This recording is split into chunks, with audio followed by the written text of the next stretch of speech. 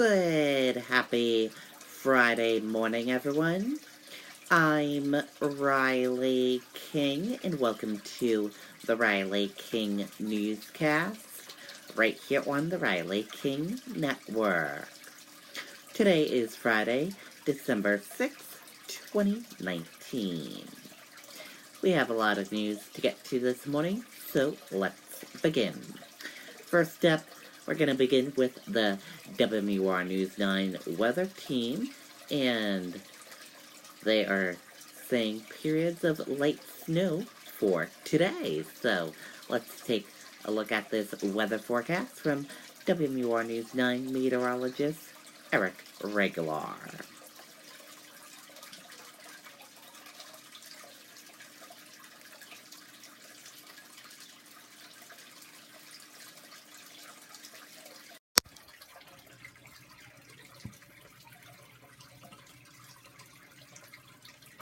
Get jingly at the Made in New England Expo. Experience the incredible array of New England-made products. Thanks for clicking on to WMUR.com. I'm meteorologist Eric Weglars. We've had some light snow, some flurries fall this afternoon, but just enough sunshine to make things feel a little bit on the warmer side. So a nice reprieve from the blitz of snow we've had the last couple of days. And it's not over yet. There's another front off to our north and west here, mainly in the upper Great Lakes. That is going to swing south and east as we go through the afternoon hours tomorrow. And that will touch off another round of light snow showers tomorrow afternoon and tomorrow evening, maybe a squall or two mixed in there, but the expectation is for a minimal accumulation tomorrow. And then as we go towards the end of the weekend into the start of next week, there's a nice warm-up, and we'll show you those numbers in just a moment here. So this is Futurecast tonight. Notice the blues are gone for most of us, the exception being up in the White Mountain Spines, where there could be a brief snow shower or two first thing through tomorrow morning. But I do want to point out, by tomorrow, we start off with full sunshine for everybody. Temperatures will be chilly, though, in the teens and the 20s. And as we go through the afternoon, the clouds thicken up ahead of this front. And here comes the first round of snow showers. The steadiest snow will be in and south of Laconia and Concord, so towards the Massachusetts border, and then as far west as the Connecticut River, and that will continue through the early evening hours on Friday. Now, notice what's happening to the south. The system is starting to dry up here at a pretty good clip. So by 9 or 10 o'clock, I think that most of us will be dry. Any outdoor plans or outdoor festivities Friday night into early Saturday should be fine, albeit on the colder side, with temperatures back into the teens and the 20s, and from there on out, Saturday looks great with a lot of sunshine in the afternoon. So in terms of accumulation, an inch or two is likely. This is not a blockbuster event by any means. In fact, there should be no impacts from this as we go through Friday evening. So that's a good note compared to the last storm we've had. Again, lows tonight are into the teens and the 20s. A few clouds north, but most of us are in great shape as we go through early tomorrow morning. Tomorrow afternoon, the snow does arrive. Temperatures will be right at freezing. That's why the impacts to roadways are so negligible, because we're right at freezing for most spots. 29 in Sunapee, 32 in Hillsborough. Same deal in New Ipswich, 30 Ossipee, Center Harbor, 28 in Dorchester, 31 in Lebanon, and we will be into the upper 20s and lower 30s across the Great North Woods. So the 7-day forecast does feature a lot of sunshine Saturday, and even more so on Sunday. Temperatures will climb back up into the low 30s. And then on Monday, look at this, a ton of warm air surges in from the southeastern United States. We climb up to the 40s and the 50s. The only trade-off will be it's raining the entire time. In fact, the steadiest rain falls overnight Monday through the first half of Tuesday. I think we'll finish off with some elevation snow showers early Wednesday, but the expectation is for a cooler, drier finish to the end of the work week. We fall back into the teens and the upper 20s. Okay, and there you go with that weather forecast from meteorologist WMUR News 9, Eric Regular.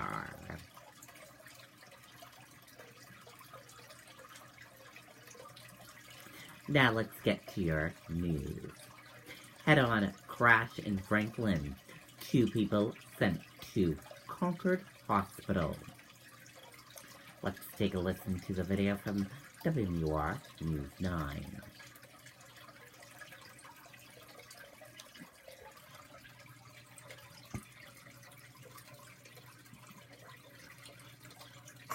Get jingly at the Made in New England Expo. Experience the incredible array of New England-made products. Right now, a section of Route 3 in Franklin closed after a head-on crash. Officials responded to the scene just north of Punch Brook Road around 5:45 tonight. The drivers of the two vehicles that hit head-on were taken to Concord Hospital. Fire officials say a third vehicle was involved, but its driver was not hospitalized. Route 3 from Smith Hill Road to the South Main Street area is closed while police investigate. Okay, and there you go on that video and that report.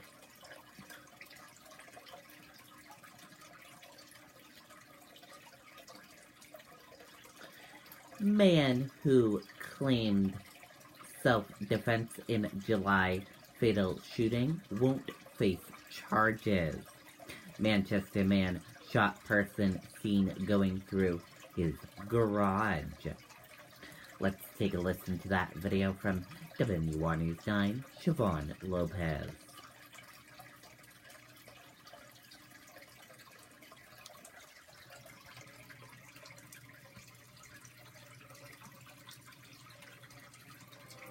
Customers will call in or email in and just tell us that the man was at the store, and from the beginning of the sale till the delivery, it was a great experience. And as a business owner, we strive for it. Visit us at powellstone.com.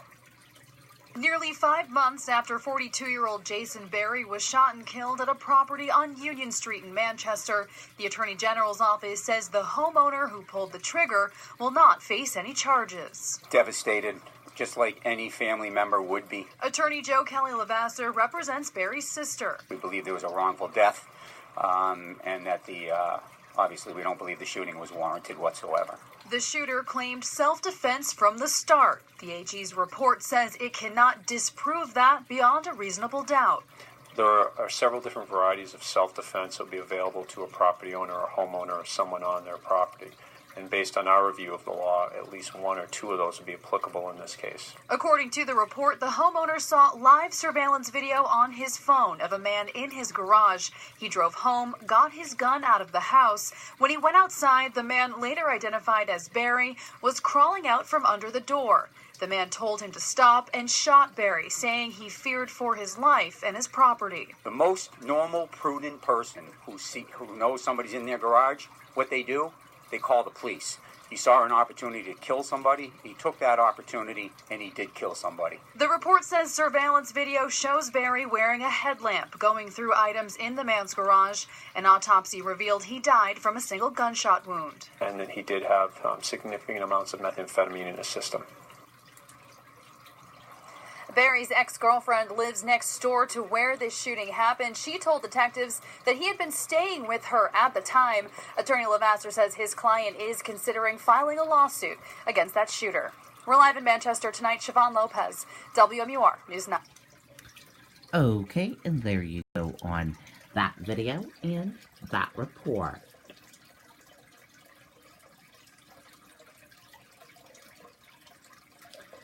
Head-on collision in Laconia near Route 107 off-ramp. First responders in Laconia were called to the Laconia bypass near the Route 107 off-ramp for a report of a head-on collision on Thursday at 6 p.m. Officers report that 3 of 4 vehicles were rear-ended in parable after the crash. According to a witness, a silver Honda driven by Jordan Fessendine, 22, was heading north on the bypass when his vehicle veered over the double yellow line into the path of 3 oncoming vehicles. Fessendine was trapped in his vehicle for a brief period before officials from the Laconia Fire Department extracted him. He sustained non-life-threatening injuries. Fessendine told police he had fallen asleep at the wheel. No other injuries were reported from the other involved vehicles.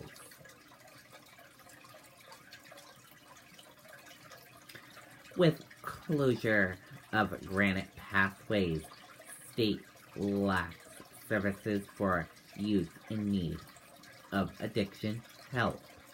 Treatment center closes after juvenile swallows hand sanitizer. Let's take a listen to that video from WMUR News 9, Jennifer Crompton.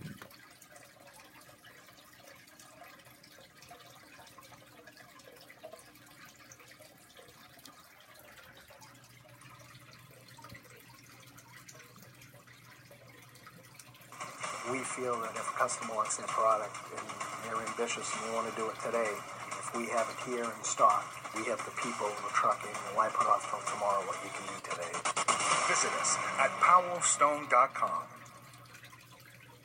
Granite Pathways, a treatment center for young people created by legislation to address the addiction epidemic, closing after 13 months. There was a little bit of hope there for a minute, and that this would continue to grow.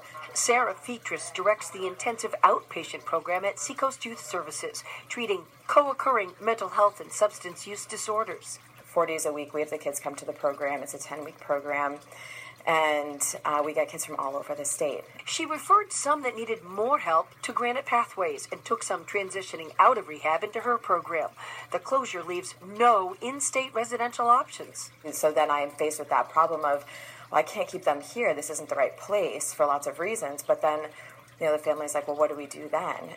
And I have several other places that I refer to. They're out of state, and there are problems just financially with access and getting kids there. So it is concerning. A spokesperson for DHHS says the department is committed to ensuring these services are available in New Hampshire and is working to restore them. Fetris says training is crucial. Bringing in, people that are really experienced in the field that have been doing this a while, and having a staffing level to reduce burnout, and just more resources. Now, according to DHHS, young people and their parents can call 211, their Medicaid managed care organization, or other insurance company information for more on the options available to young people. And the governor has issued a statement. He says the state will work around the clock to identify a new provider. We're live in Portsmouth. Jennifer Crompton, WMUR News 9. Okay, and there you go on that video and that report.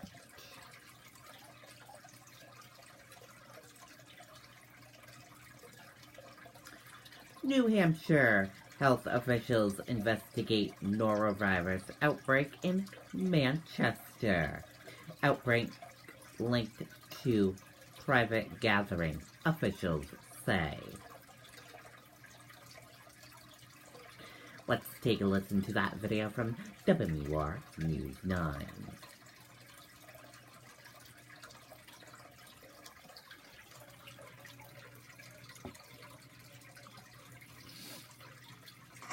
We feel that if a customer wants their product and they're ambitious and they want to do it today, if we have it here in stock, we have the people, the trucking, and why put off till tomorrow what you can do today? Visit us at powerstone.com. Well, Jen, the New Hampshire Chief of Infectious Disease Control says the outbreak was linked to a private gathering in Manchester, and they are still trying to figure out the exact origin. They say a group of more than 40 people was at a party. They had not been sick before the incident, but after the gathering, 18 people got ill with gastrointestinal issues. Then, several tested positive for the norovirus. The virus is spread in communal settings or when people eat food prepared by someone who is sick. The state says the illness were reported several days after they happened, but by a person who was not involved, but would not go into any further. Typically, illness resolves on its own and people recover just fine. However, it does make you feel very ill and you can have many episodes of vomiting and diarrhea, and there is a risk of dehydration. Daly said norovirus is common this time of year and that the state usually sees between 50 and 75 outbreaks per season. Reporting live, I'm Andy Hirschberger, WMUR News 9. Okay, and there you go on that video and that report.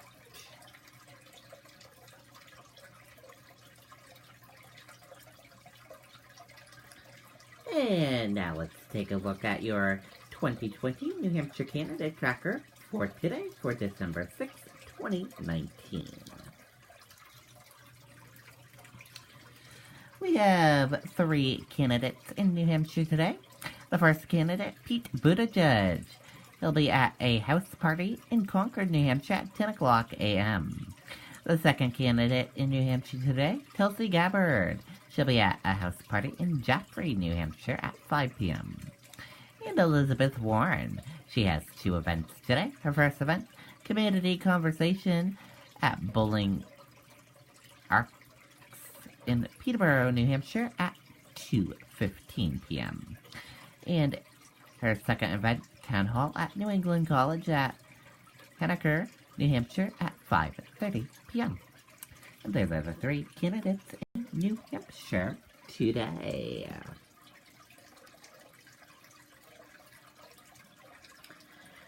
U.S. features higher ahead of November's job report. U.S. stock index futures were higher on Friday. No choice but to act on impeachment, Pelosi says. Let's take a listen to that video from ABC News.